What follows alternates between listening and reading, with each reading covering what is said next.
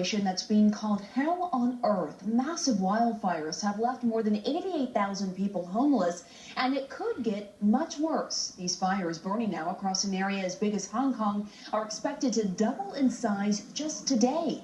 And the smoke, it's spreading across the United States all the way to the Kennedy Space Center in Florida. This is what it looks like from the International Space Station. Take a look right there.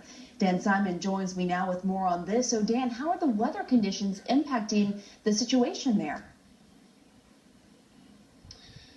Well, hi, Pamela. This is not ideal weather for battling a wildfire of this magnitude. You're talking about hot, windy, and dry conditions. You can see the smoke cloud behind me. You can see some of the black smoke over there. We've seen a lot of these spot fires all day long. That's a forested area. Fortunately, the fire is burning away from the community, but this remains an unprecedented situation for the folks here in Canada. As you said, nearly 90,000 people under an evacuation order. If you're not a first responder, you can't even get into the town of Fort McMurray. You might be wondering where all of those people have gone. Well, of course, some have gone to shelters.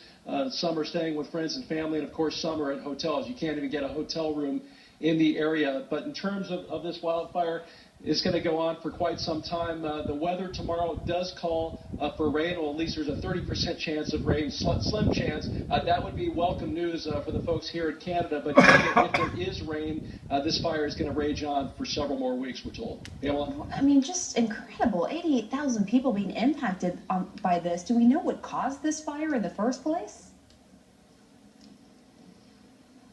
That's a good question, and there's a lot of curiosity behind that. We know, at least the operating theory is that it started in the middle of the forest somewhere, perhaps by a lightning strike, but that's something that investigators still need to determine for sure. In the meantime, we are here along Highway 63. This has been a heavily trafficked corridor here in the Fort McMurray area because people are still evacuating. A lot of people, when the fire first broke out, they went north of the fire to camps. These are camps that are normally used to house people who work in the oil industry. Well, they became temporary refugee camps. But because they were running low on food and water, low on supplies, authorities thought it best to evacuate those people again. So you're talking about a double evacuation. And there were 25,000 people who were living in those camps for several days. And now they've begun the process to get those people out. So far, maybe about 15,000 people have left, but still a number of people that remain, of course. Pamela? Just a horrible situation for them. Dan Simon, thanks so much for that.